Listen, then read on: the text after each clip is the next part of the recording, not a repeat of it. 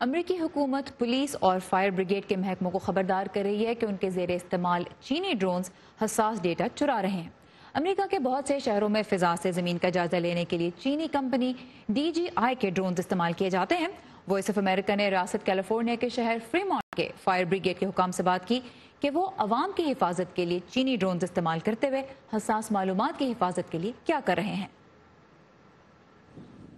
حال ہی میں کیلیفورنیا میں ایک گمشدہ بہرے بچے کی تلاش اس لیے ممکن ہوئی کیونکہ ڈرون کے اندر نصب انفرا ریڈ کیمرے رات میں ایک نالے میں بچے کو دیکھ سکتے تھے۔ آسمان میں اڑنے والی یہ آنکھ ہنگامی حالت سے نمٹنے والے عملے کے لیے قیمتی معلومات فراہم کرتی ہے، جسے ڈرون بنانے والی چینی کمپنی DJI فراہم کرتا ہے۔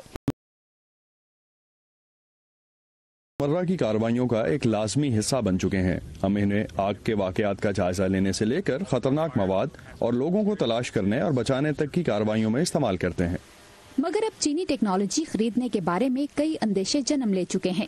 حال ہی میں امریکی محکمہ برائے ہوم لینڈ سیکیورٹی نے خبردار کیا ہے کہ چینی ساخت کے ڈرونز امریکہ سے حاصل کیے جانے والا ڈیٹا چین کو منتقل کر سکتے ہیں۔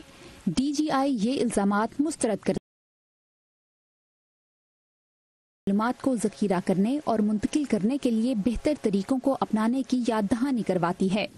ایسے طریقے موجود ہیں جن سے ہم اپنے ڈیٹا کو مقامی طور پر محفوظ بناتے ہیں تاکہ اسے باہر منتقل نہ کیا جا سکے۔ ایسے طریقے بھی ہیں کہ ہمیں انٹرنیٹ سے منسلک نہ ہونا پڑے۔ ہمیں انٹرنیٹ کے ذریعے معلومات کو منتقل کرنے کی ضرورت نہیں پڑتی۔ ہم اپنے سسٹم کے اندر ہی اپنے ڈیٹا کو الگ کر سکتے ہیں۔ ہمیں اس پر پورا اعتماد ہے۔ رومیو کا کہنا ہے کہ عوام کے تحفظ کے لیے کام کرنے والے تقریباً 1000 امریکی محکمے DJI ڈرونز کا استعمال کر رہے ہیں۔ کمپنی ان اداروں کے ساتھ کام کرتی ہے اور انہیں تباہ کن آفتوں جیسے کیلیفورنیا میں جنگل کی آگ کے لیے تربیت فراہم کرتی ہے۔ جیسے جیسے امریکہ نے ڈرونز کے بارے میں خدشات کا اظہار کیا ہے، DJI نے اپنے صارفین کے لیے سیکیورٹی اور ڈیٹا کنٹرول کی سہولت میں اضافہ کر دیا ہے۔ ہم نے سیکیورٹی کا نفاذ بڑھا دیا ہے تاکہ آپریٹر اپنے ڈیٹا کو کنٹرول کرنے کے قابل ہو۔ ہمارا کاروبار ڈیٹا کنٹرول کرنے سے متعلق نہیں، لیکن ہم آلات آپریٹر کو دینا چاہتے ہیں تاکہ وہ ڈیٹا کو اپنے حساب سے محفوظ کریں یا منتقل کریں۔